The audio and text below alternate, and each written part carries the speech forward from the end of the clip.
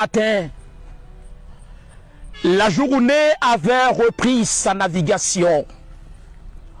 Dans les entrailles de cette méditation, mes pensées sont tombées dans la captation d'une personne certes exempte de diffamation.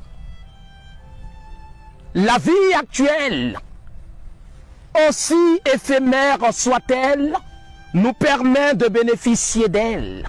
D'ailleurs, évidence soit-elle. Chacun de nous a une mère biologique. C'est une évidence divine et scientifique. Nous sommes fiers de cet topic, car c'est une grâce purement métaphysique. Toutefois, à mon beau pays, la Côte d'Ivoire, le maître de l'argile parlante n'a manqué de faire une grâce notoire, celle de nous donner Maman Dominique Ouattara. Maman Dominique Ouattara, je suis le torphytologue Douan Fortuna.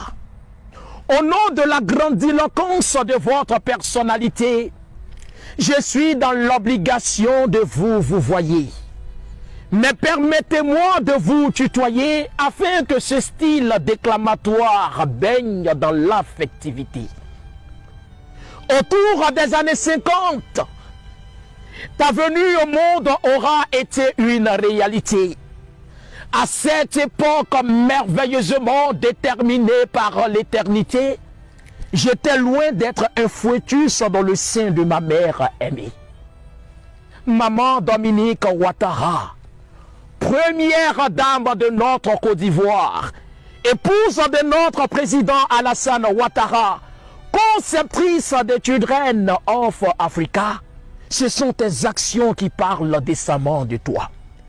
Mesdames, Messieurs, chers frères et sœurs, si vous avez comme moi regardé dans le dictionnaire pour être bénéficiaire du concept définitionnel de l'altruisme et l'humanitaire, je vous prie de méditer sur la vie et le parcours de cette mère. Entre sa beauté et ses actions se trouve une véritable collaboration. Pour ça, je ne peux que tomber dans l'admiration. Il existe des personnalités grâce à qui les indigents et démunis retrouvent le sourire. Maman Dominique en fait partie avec satisfaction. Maman Dominique Ouattara, malgré la petitesse de mon âge, permets-moi de te dire sans embâche que tu es une fierté pour notre rivage, marquant d'une empreinte positivement indélébile. Tes actes ont toujours été réfléchis et non débiles, car tes actions voguent dans une orbite mobile.